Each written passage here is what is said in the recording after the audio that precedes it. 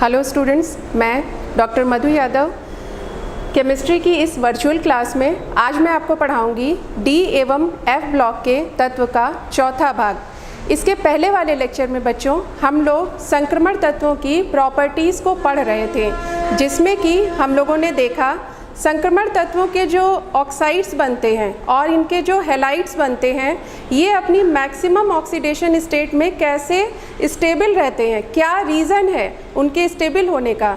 जहाँ पर हम लोगों ने देखा था कि Mn2O7 इसमें मैग्नीज +7 तक मिल रहा है, तो ये कैसे स्टेबल रहता है, जबकि जो इसका फ्लोराइड बनता है MnF4 ही बस हमें मिलता है, जहाँ पर मैग्नीज की +4 है ऑक्सीडेशन स्टेट। तो इसके कारण को हम लोगों ने समझा था। इसी के साथ ही हम लोगों ने देखा था कि क्यूप्रस आयन का जलीय विलयन में डिस्प्रपोर्शनेशन हो जाता है। तो ये डिस्प्रपोर्शनेशन क्या होता है, क्यूप्रस आयन डिस्प्रपोर्शनेट हो करके क्यूप्रिक आयन में कन्वर्ट होता है, जो कि इससे हायर ऑक्सीडेशन स्टेट वाली है, और यही क्यूप्रस आयन कॉपर मेटल में भी कन्वर्ट होता है, जिसकी की ऑक्सीडेशन स्टेट 0 होती है। तो जब भी कोई भी ऐसी स्पीशीज़ जो कि ऐसी ऑक्सीडेशन स्टेट में है जिससे कि हायर ऑक्सीडेशन स्टेट वाली भी स्पीशीज़ स्टेबल होती है और लोअर ऑक्सीडेशन स्टेट वाली स्पीशीज़ भी स्टेबल होती है, तो ऐसी स्पीशीज़ का डिस्प्रपोर्शनेशन होता है, मीन्स कि ऑक्सीडेशन भी होता है और रिडक्शन भी होता है। उसके बाद हम लोगों ने संक्रमण तत्वों की एक और इम्पॉर्टेंट प्रॉपर्टी को पढ़ा था, जिसमें कि हम लोगों ने देखा था कि ये संक्रमण तत्व कैसे मैग्नेटिक बिहेवियर को शो करते हैं, और ज़्यादातर संक्रमण तत्व पैरामैग्नेटिक होते हैं नेचर में। साथ ही साथ हम लोगों ने समझा था कि 3D मेटल्स के जो चुंबकीय आघूर्ण होते हैं उसको हम लोग स्पिन ओनली फार्मूला से कैसे कैलकुलेट करते हैं। और फिर लास्ट में हम लोगों ने देखा था कि ये संक्रमण तत्व के जो आयन होते हैं ये जलीय विलयन में कलर को क्यों रिफ्लेक्ट करते हैं, क्यों रिफ्लेक्ट करते हैं, TD ट्रांजिशन के कारण। तो आज के इस लेक्चर में हम लोग इन्हीं संक्रमण तत्वों की कुछ और प्रॉपर्टीज़ को पढ़ेंगे।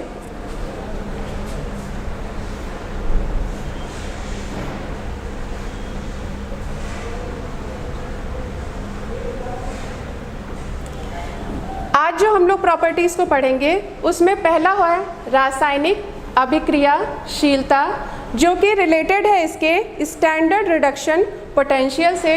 इसको हम लोग E0 से भी रिप्रेजेंट करते हैं, और संक्रमण तत्वों का स्टैंडर्ड रिडक्शन पोटेंशियल हम लोग पिछले लेक्चर में पढ़ चुके हैं। तो यहाँ पर हम लोग इसका एक कंपैरेटिव स्टडी देखेंगे कि ये कैसे स्टैंडर्ड रिडक्शन पोटेंशियल जो है वो इसकी रासायनिक अभिक्रियाशीलता को, यानी कि इसकी केमिकल रिएक्टिविटी को कैसे डिफाइन करता है, कैसे इसको ये जज करता है। फिर हम लोग पढ़ेंगे संकुल यौगिकों का बनना। ये संक्रमण तत्वों की एक इम्पॉर्टेंट प्रॉपर्टी है कि कैसे कोऑर्डिनेशन कंपाउंड्स बनते हैं।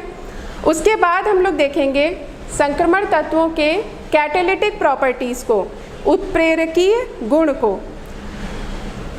नेक्स्ट हम लोग देखेंगे अंतराकाशी यौगिकों का बनना। संक्रमण तत्वों के जो धातु होते हैं उन धातुओं में अंतराकाशी यौगिक भी हमको मिलते हैं।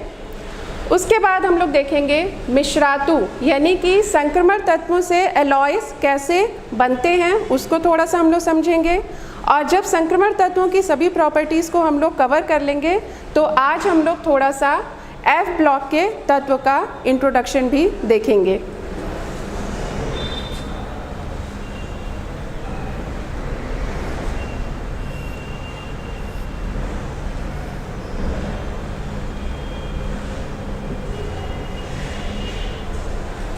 तो चलिए फर्स्ट टॉपिक हम लोग स्टार्ट करते हैं, रासायनिक अभिक्रियाशीलता या केमिकल रिएक्टिविटी। तो 3D श्रेणी में कॉपर को छोड़कर सभी तत्व अपेक्षाकृत अधिक अभिक्रियाशील होते हैं। इसी पॉइंट को हम लोग सबसे पहले समझने की कोशिश करेंगे। तो आप लोग जैसे बच्चों जानते हैं कि ये जो संक्रमण तत्व होते हैं ये सभी धातुएं होती हैं। तो धातुओं का जो सबसे प्रोमिनेंट फीचर होता है, जो सबसे प्राइमरी कैरेक्टर होता है, वो होता है कि ये इलेक्ट्रोपॉजिटिव होती हैं नेचर में। इलेक्ट्रोपॉजिटिव का क्या मतलब है कि ये धनायन बनाएंगे, और ये धनायन कैसे बनता है, जब भी किसी तत्व में से इलेक्ट्रॉन निकलते हैं तो वो इलेक्ट्रॉन, वो सारी धातुएं इलेक्ट्रॉन को रिलीज करके धनायन बनाएंगी। तो इलेक्ट्रॉन का निकलना ऑक्सीडेशन कहलाता है, और यही जो इलेक्ट्रॉन निकलते हैं ये दूसरी स्पीशीज़ से जा कर के ऐड हो जाते हैं, यानी कि दूसरी स्पीशीज़ का रिडक्शन होता है। तो ओवरऑल हम लोग क्या कह सकते हैं कि जो धातुएं होती हैं वो खुद ऑक्सीडाइज होती हैं और इलेक्ट्रॉन को रिलीज़ करती हैं और सामने वाली स्पीशीज़ को रिड्यूस करती हैं। तो उसी तरह से जितने भी संक्रमण तत्व हैं, जितने भी ये 3D मेटल्स हैं, इनकी भी प्रॉपर्टी क्या है कि ये खुद ऑक्सीडाइज होंगी और सामने वाली स्पीशीज़ को रिड्यूस करेंगी। तो जब इसका स्टैंडर्ड रिडक्शन पोटेंशियल जो कि एक्सपेरिमेंटली कैलकुलेट किया गया है तो उसको हम देखते हैं, तो ये सभी वैल्यूज़ हमको नेगेटिव में मिलती हैं। लेकिन जो कॉपर की वैल्यू है, इसको ध्यान से देखिए, इसको हम लोग पहले लेक्चर में पढ़ भी चुके हैं कि कॉपर का जो स्टैंडर्ड रिडक्शन पोटेंशियल होता है वो हमें पॉजिटिव मिलता है। इसकी वैल्यू आप लोग याद कर लीजिए, चूँकि ये अपवाद है और जहाँ पर भी अपवाद होता है वो तुरंत ही इम्पॉर्टेंट होता है एग्जामिनेशन के पॉइंट ऑफ व्यू से। तो कॉपर की वैल्यू आप लोग याद कर लीजिए, ये है +0.34। तो ये प्लस वैल्यू हमें क्यों मिलती है, इसको समझने के लिए हम लोग इलेक्ट्रोकेमिकल सीरीज़ को देखेंगे। ये इलेक्ट्रोकेमिकल सीरीज़ भी आप लोग इलेक्ट्रोकेमिस्ट्री वाले चैप्टर में पढ़ चुके हैं।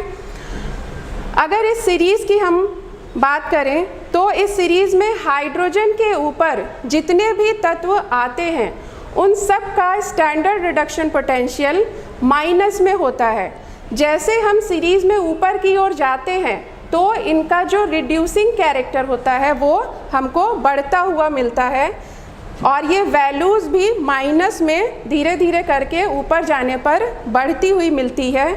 और सबसे ज़्यादा रिडक्शन पोटेंशियल लिथियम का होता है, इसीलिए लिथियम को स्ट्रॉन्ग रिड्यूसिंग एजेंट भी कहा जाता है।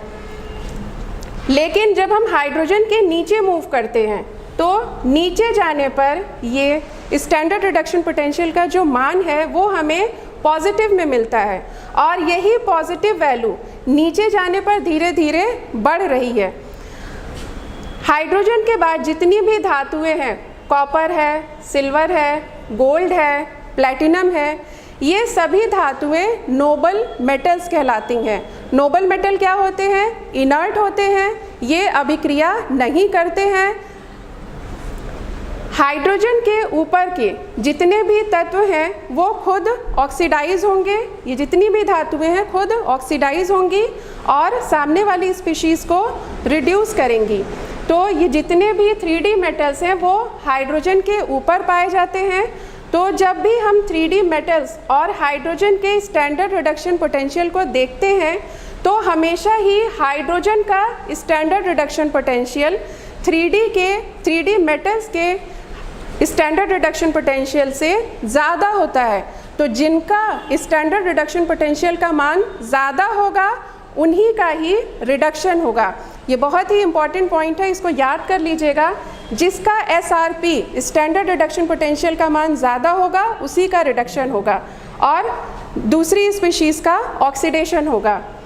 तो जैसे मान लीजिए कि हम 3D मेटल्स को M से अगर हम रिप्रेजेंट करते हैं तो ये 3D मेटल्स क्या होते हैं, HCl के साथ अभिक्रिया करके हाइड्रोजन गैस को मुक्त करते हैं। ये हम लोग पिछले लेक्चर में भी पढ़ चुके हैं। तो इसको एक इन जनरल रिएक्शन से हम लोग समझते हैं कि जैसे मान लीजिए M है 3D मेटल, HCl से रिएक्शन कर रहा है, हाइड्रोजन गैस लिबरेट हुई।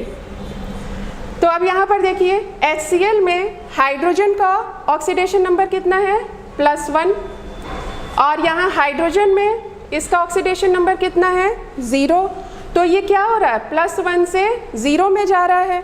तो +1 से 0 में जाने का मतलब क्या हुआ, इसको इलेक्ट्रॉन मिला तभी तो ये 0 में कन्वर्ट हुआ। तो इलेक्ट्रॉन का ऐड होना रिडक्शन कहलाया।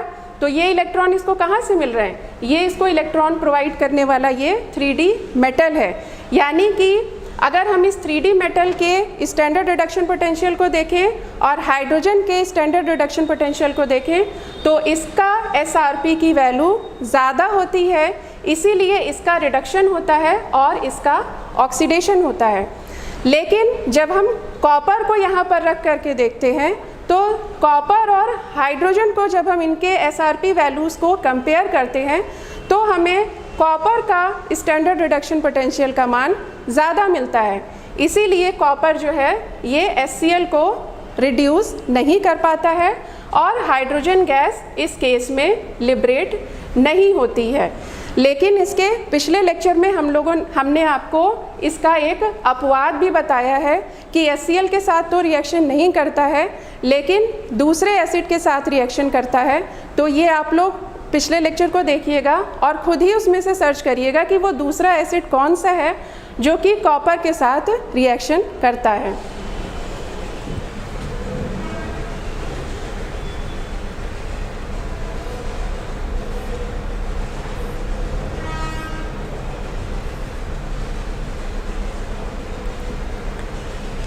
फिर है इसकी जो नेक्स्ट प्रॉपर्टी है वो है संकुल यौगिकों का बनना या कोऑर्डिनेशन कंपाउंड्स का बनना।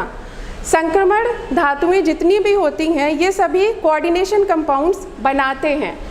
जैसे हम लोग यहाँ पर चूँकि 3D सीरीज़ के तत्वों को पढ़ रहे हैं तो ये जितने भी संक्रमण धातुएं हैं तो यहाँ पर ये जैसे देखिए एक हमने जनरल स्ट्रक्चर लिया है कोऑर्डिनेशन कंपाउंड्स का, डिटेल में आप लोग इसको इसके बाद वाले चैप्टर में पढ़ेंगे। तो यहाँ पर देखिए बीच में एक सेंट्रल मेटल आयन होता है जो कि यही 3D मेटल्स, चूँकि हम लोग 3D मेटल्स ही पढ़ रहे हैं तो यहाँ पर हम लोग इसको 3D मेटल मान के चलेंगे। वैसे यहाँ पर कोई भी संक्रमण धातु हो सकती है। ये सेंट्रल मेटल आयन चारों तरफ से लिगैंड से कोऑर्डिनेशन बॉन्ड के थ्रू अटैच होता है। ये L जो है ये सभी लिगैंड्स हैं और ये सभी कोऑर्डिनेशन बॉन्ड के थ्रू इस सेंट्रल मेटल आयन से अटैच हैं। तो कोऑर्डिनेशन बॉन्ड क्या होता है ये भी आप लोग पढ़े हैं। कोऑर्डिनेशन बॉन्ड में क्या होता है, एक इलेक्ट्रॉन डोनर होता है जो कि इलेक्ट्रॉन को देता है, लेकिन ये इलेक्ट्रॉन कंप्लीटली इसको दे नहीं देता है, ये इलेक्ट्रॉन को इससे शेयर करता है। और ये इलेक्ट्रॉन एक्सेप्टर होता है, ये जो सेंट्रल मेटल आयन है ये इलेक्ट्रॉन को एक्सेप्ट करता है। तो इसी से इन दोनों के बीच में कोऑर्डिनेट बॉन्डिंग होती है। तो ये हम लोग यहाँ पर एक क्वेश्चन ये भी डिस्कस करें कि ये जो संक्रमण तत्व होते हैं ये ही क्यों कोऑर्डिनेशन कंपाउंड्स को बनाते हैं। तो संक्रमण तत्वों की कुछ प्रॉपर्टीज़ ऐसी होती हैं जिनके कारण कि ये कोऑर्डिनेशन कंपाउंड्स को बनाते हैं। जो फर्स्ट प्रॉपर्टी है वो है धातु आयनों के आकार का छोटा होना। ये हम लोग पिछले लेक्चर में भी पढ़े हैं कि संक्रमण तत्व के जो इनके धातुओं के जो आयन्स बनते हैं इनका आकार छोटा होता है, क्योंकि ये आपको पता है जो d ऑर्बिटल्स होते हैं उनकी पुअर शील्डिंग होती है, इसी कारण इनका आकार छोटा होता है। उसके बाद है धातु आयनों पर उच्च आयनिक आवेश। ये जो धातु आयन इनके होते हैं इनमें इनकी मल्टीपल ऑक्सीडेशन स्टेट होती है और इसी मल्टीपल ऑक्सीडेशन स्टेट में हाईएस्ट ऑक्सीडेशन स्टेट भी हमको मिलती है। जैसा कि मैग्नीज का केस याद करिए, उसमें +7 तक की ऑक्सीडेशन स्टेट भी हमको देखने को मिलती है। इसीलिए मैग्नीज के बहुत सारे कोऑर्डिनेशन कंपाउंड नोन हैं। और जो इसका सबसे लास्ट प्रॉपर्टी है, जो मेन प्रॉपर्टी है इसकी, जिसके कारण कि ये कोऑर्डिनेशन कंपाउंड बनाता है, वो है अपूर्ण d orbital, vacant d orbital. Vacant d orbital क्या करते हैं, जो ये इलेक्ट्रॉन को दे रहे हैं, लिगैंड्स जो ये इलेक्ट्रॉन को देते हैं, यही वैकेंट d ऑर्बिटल्स इन इलेक्ट्रॉन्स को अकोमोडेट करते हैं, मींस अपने में एडजस्ट करते हैं। इसीलिए ये वैकेंट d ऑर्बिटल भी इम्पॉर्टेंट रोल प्ले करता है कोऑर्डिनेशन कंपाउंड को बनाने में और उनको स्टेबिलिटी प्रदान करने में। यहाँ पर 2 कॉम्प्लेक्स आयन हमने लिए हैं। कोऑर्डिनेशन कंपाउंड्स को कॉम्प्लेक्स कंपाउंड्स भी कहते हैं और इनके जो आयन्स होते हैं उनको हम लोग कॉम्प्लेक्स आयन भी कहते हैं, जैसे FeCN6 और CuNH3। ये देखिए, ये सेंट्रल मेटल आयन है जो कि एक ट्रांजिशन एलिमेंट है, और ये लिगैंड्स हैं। यहाँ पर साइनाइड जो है वो एनायन है, यानी कि ऋणायन है, और NH3 न्यूट्रल लिगैंड है। न्यूट्रल मॉलिक्यूल यहाँ लिखा है ना, तो ये न्यूट्रल लिगैंड है। यही साइनाइड आयरन को इलेक्ट्रॉन शेयर करते हैं, देते हैं, जो कि आयरन में एम्प्टी d ऑर्बिटल्स होते हैं। ये इन इलेक्ट्रॉन्स को एडजस्ट करते हैं और इस कॉम्प्लेक्स आयन को स्टेबिलिटी प्रदान करते हैं।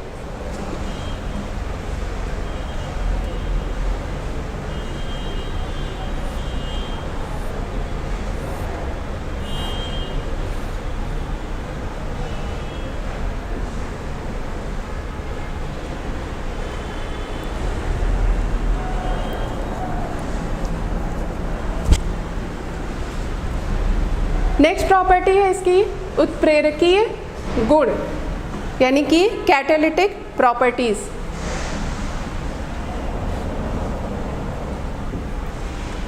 संक्रमण तत्व जितने भी हैं उनमें स्कैंडियम को छोड़ करके, 3D मेटल्स को अगर हम बात करें तो स्कैंडियम को छोड़ करके जितने भी तत्व हैं वो सभी कैटालिटिक प्रॉपर्टीज़ को शो करते हैं। जैसे कि यहाँ पर हमने कुछ एग्जाम्पल लिए हैं।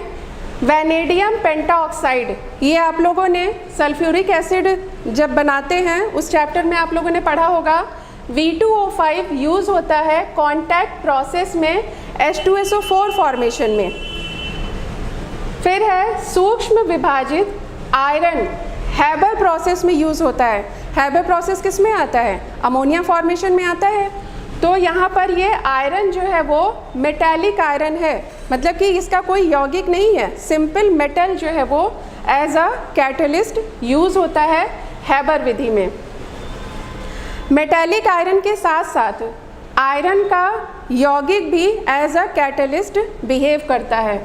जैसे कि अगर हम बात करें FeCl3 की, FeCl3 ये भी एज अ कैटलिस्ट बिहेव करता है। इसको फ्रीडल क्राफ्ट रिएक्शन में हम लोग पढ़ेंगे कि FeCl3 कैसे वहाँ पर एज अ कैटलिस्ट बिहेव करता है। फिर है निकिल, कैटालिटिक हाइड्रोजिनेशन में एज अ कैटलिस्ट बिहेव करता है, एज अ कैटलिस्ट यूज़ किया जाता है। निकिल की एक फॉर्म होती है रैने निकिल। यही जो रैने निकिल होता है यही हाइड्रोजिनेशन रिएक्शन को कैटलाइज करता है, मतलब कि एज अ कैटलिस्ट वहाँ पर हाइड्रोजिनेशन रिएक्शन में यूज़ होता है। ये हाइड्रोजिनेशन रिएक्शन क्या होती है? कहीं पर भी अगर डबल बॉन्ड है, पाई बॉन्ड है, तो वो पाई बॉन्ड जब ब्रेक होगा और वहाँ पर हाइड्रोजन जा करके जुड़ जाती है तो वो हाइड्रोजिनेशन रिएक्शन कहलाती है। और इसी हाइड्रोजिनेशन रिएक्शन को कैटलाइज करने के लिए रैने निकिल का यूज़ किया जाता है। अब हम लोग ये थोड़ा सा समझेंगे कि ये कैटलिस्ट आखिर कैसे वर्क करते हैं, क्या वैसे आप लोग इसको पढ़ चुके होंगे लेकिन इसको हम लोग थोड़ा सा शॉर्ट में समझने की कोशिश करेंगे। जब भी कोई रिएक्टेंट, दो रिएक्टेंट आपस में मिले और उनके जो मॉलिक्यूल्स होते हैं, तो कोलिजन थ्योरी आप लोगों ने पढ़ रखी है, तो उनके जो मॉलिक्यूल्स होते हैं उनमें आपस में कोलिजन होता है। तो कोलिजन के कारण क्या होगा? जब भी कोलाइड करेंगे मॉलिक्यूल्स तो उनकी एनर्जी हाई होगी।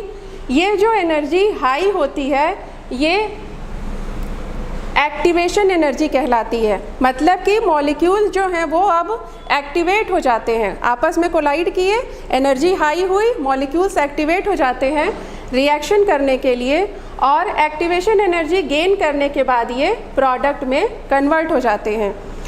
लेकिन जब हम इसमें कैटलिस्ट यूज़ करते हैं तो क्या होता है?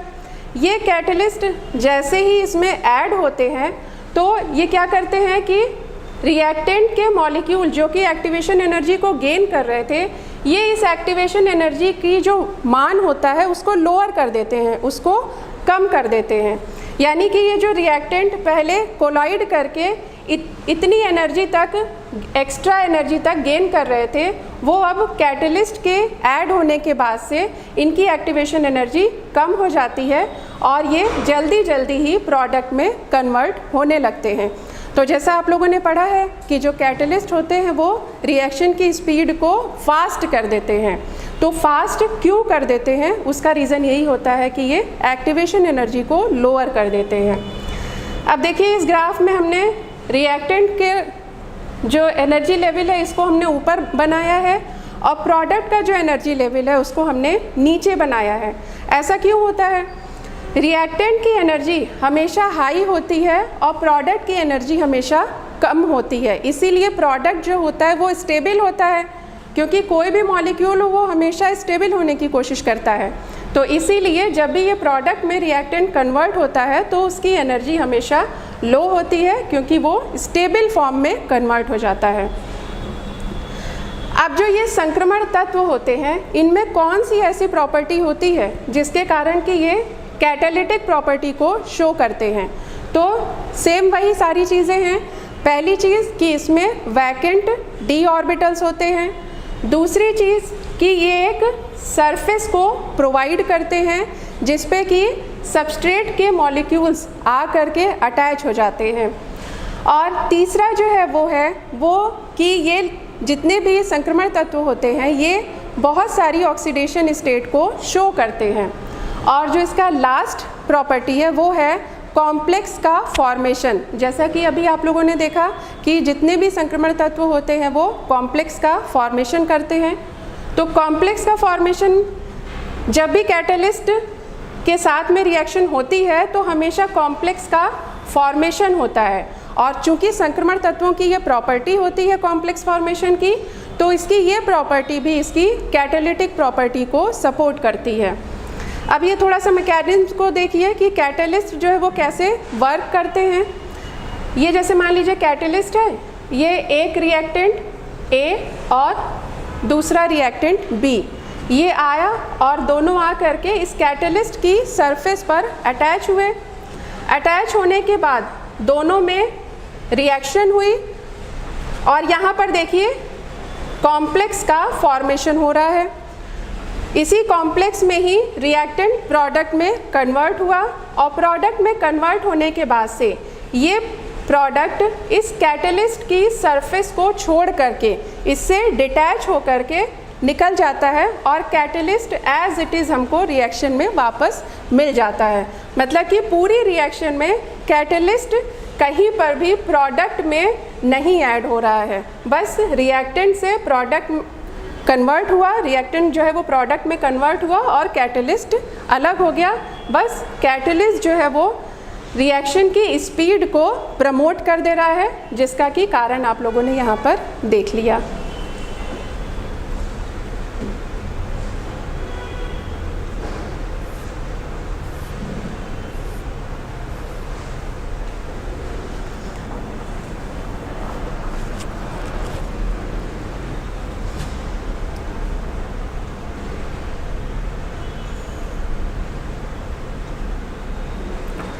नेक्स्ट प्रॉपर्टी है इसकी अंतराकाशी यौगिकों का बनना, इंटरस्टिशियल कंपाउंड्स का बनना। ये इंटरस्टिशियल कंपाउंड्स क्या होते हैं? सॉलिड स्टेट वाले चैप्टर में आप लोगों ने पढ़ा है कि इंटरस्टिशियल कंपाउंड्स कैसे बनते हैं। संक्रमण तत्वों की जो धातुएं हैं, इनके संक्रमण जो जितने भी 3D मेटल्स हैं या और भी जितने भी संक्रमण धातुएं हैं, इनका जो क्रिस्टल लैटिस होता है इसमें बीच बीच में, ये देखिए बीच बीच में कार्बन, नाइट्रोजन और हाइड्रोजन जैसे तत्व बीच बीच में ट्रैप हो जाते हैं। ट्रैप मीन्स कि फंस जाते हैं और इससे जो हमें यौगिक प्राप्त होते हैं उन्हें हम बोलते हैं इंटरस्टिशियल कंपाउंड्स। इन इंटरस्टिशियल कंपाउंड्स की क्या प्रॉपर्टीज़ हैं? ये यौगिक सामान्यतः नॉन स्टोइकियोमेट्रिक होते हैं क्योंकि इनकी कोई स्टोइकियोमेट्री नहीं है। इनके गलनांक उच्च होते हैं जो कि शुद्ध धातुओं से भी अधिक है। ये अत्यधिक कठोर होते हैं। संक्रमण धातुओं के जो इंटरस्टिशियल कंपाउंड्स होते हैं उनके कुछ कंपाउंड्स ऐसे भी हैं जिनकी कठोरता डायमंड की कठोरता के बराबर होती है। ये इंटरस्टिशियल कंपाउंड्स अभिक्रियाशील नहीं होते हैं क्यों अभिक्रियाशील नहीं होते हैं? क्योंकि ना तो ये आयनिक हैं और ना ही ये कोई कोवैलेंट बॉन्डिंग कर रहे हैं। ये जस्ट जो बीच के स्पेसेस हैं उसी में जा कर के जस्ट ये ट्रैप हो गए हैं, इसीलिए ये किसी भी तरह की रिएक्शन को शो नहीं करते हैं।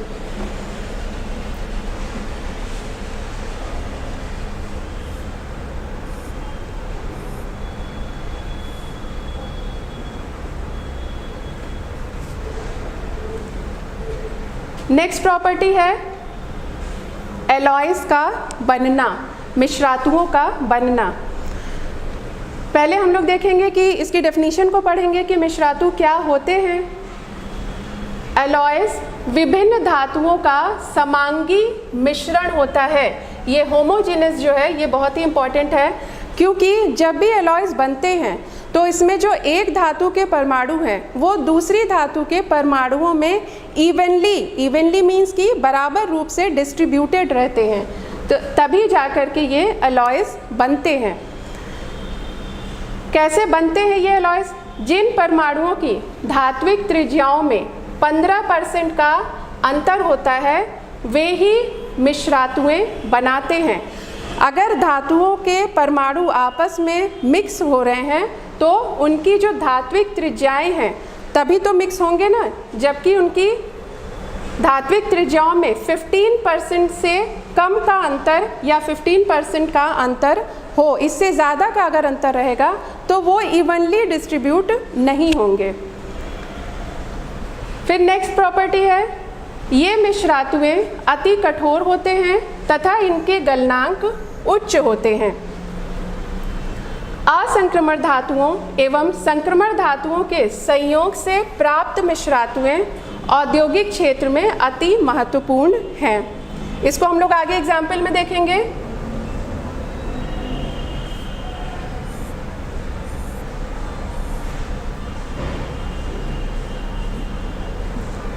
ये देखिए यहाँ पर कुछ कॉमन एलॉयज हमने लिए हैं, जैसे कि स्टील, ब्रॉन्ज और ब्रास। अब देखिए ये ब्रॉन्ज कैसे बनता है? ब्रॉन्ज मेडल आप लोगों ने सुना है, ओलंपिक में मिलता है ना ब्रॉन्ज मेडल। तो वो ब्रॉन्ज एलॉय कैसे बनता है? जब कॉपर में टिन को हम मिक्स करके एलॉय बनाते हैं तो ब्रॉन्ज एलॉय हमको, ब्रॉन्ज धातु हमें मिलती है। उसी तरह से स्टील, जो घरों में बर्तन यूज़ होते हैं वो स्टेनलेस स्टील के बने होते हैं, तो ये एलॉय हमें कैसे मिलता है? जब भी आयरन में कार्बन, निकिल, मैग्नीज और क्रोमियम, इन सभी धातुओं को हम मिक्स करते हैं आयरन में, तब हमें स्टेनलेस स्टील प्राप्त होता है। यहाँ पर इसमें कार्बन इसलिए ऐड करते हैं क्योंकि इससे हार्डनेस मिलती है। फिर है ब्रास। ब्रास जो है वो कॉपर में जब हम जिंक को मिक्स करते हैं तब हमें ब्रास धातु मिलती है, ये भी एलॉय है। ब्रास धातु जैसे गोल्डन फिनिश वाली धातुएं होती हैं वही है ब्रास धातुएं। ब्रॉन्ज से थोड़ा सा अलग, ब्रॉन्ज में देखिए इसमें भी कॉपर है, इसमें भी कॉपर है, लेकिन ब्रॉन्ज में टिन ऐड हो रहा है और ब्रास में जिंक ऐड हो रहा है, इसीलिए दोनों का कलर में भी डिफरेंस है। फिर है क्यूप्रो निकिल। कॉपर में जब हम निकिल को ऐड करके अलॉय बनाते हैं तो क्यूप्रो निकिल प्राप्त होता है।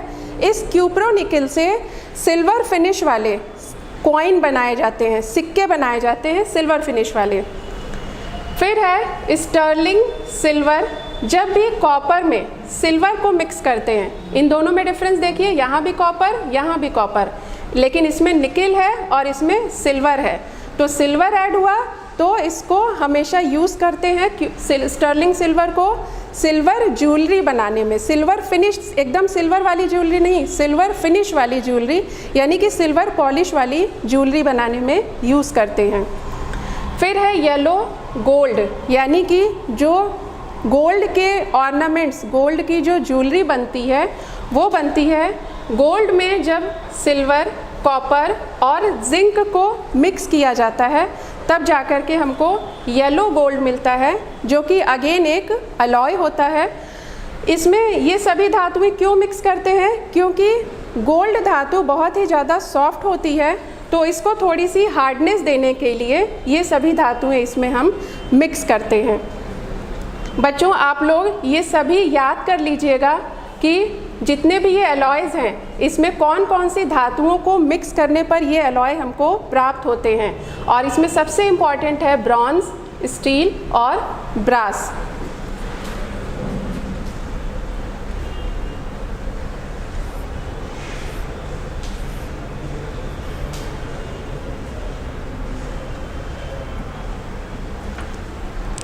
संक्रमण तत्वों के बाद इस चैप्टर में हम लोग पढ़ेंगे एफ ब्लॉक के तत्व को। एफ ब्लॉक के तत्वों को आंतरिक संक्रमण तत्व भी कहते हैं। एफ ब्लॉक के तत्वों में दो सीरीज़ पाई जाती है, एक है लैंथेनाइट सीरीज़ और दूसरी होती है एक्टिनाइट सीरीज़। लैंथेनाइट सीरीज़ में एटॉमिक नंबर 57 से लेकर के एटॉमिक नंबर 71 तक के तत्व मिलते हैं, जबकि एक्टिनाइट सीरीज़ में एटॉमिक नंबर 89 से लेकर के एटॉमिक नंबर 103 एटॉमिक नंबर 103 तक के तत्व हमें मिलते हैं। इन की स्टडी हम लोग नेक्स्ट लेक्चर में थोड़ा और डिटेल में करेंगे। यहाँ पर थोड़ा सा आप लोग बस ये समझ लीजिए कि संक्रमण श्रेणी की तुलना में जो लैंथेनॉइड्स होते हैं इनमें अधिक समानता मिलती है। इसको हम लोग और आगे और समझेंगे कि क्यों समानता अधिक मिलती है, क्योंकि इनकी जो परमाणु त्रिज्याएं होती हैं वो लगभग मतलब उनमें बहुत ज़्यादा डिफरेंस नहीं रहता है लैंथेनाइट कॉन्ट्रैक्शन के कारण। फिर है लैंथेनाइट्स में केवल एक ही ऑक्सीडेशन स्टेट होती है, और उसी तरह से एक्टिनॉइड्स में एक से अधिक ऑक्सीडेशन स्टेट होती है। एक्टिनॉइड्स में हमको हायर एटॉमिक नंबर वाले एलिमेंट्स मिलते हैं, इसीलिए इनमें रेडियो एक्टिव प्रॉपर्टी भी देखने को मिलती है। इस चैप्टर को बच्चों हम लोग नेक्स्ट लेक्चर में और कवर करेंगे और इस टॉपिक को हम लोग और ज़्यादा डिटेल में समझेंगे।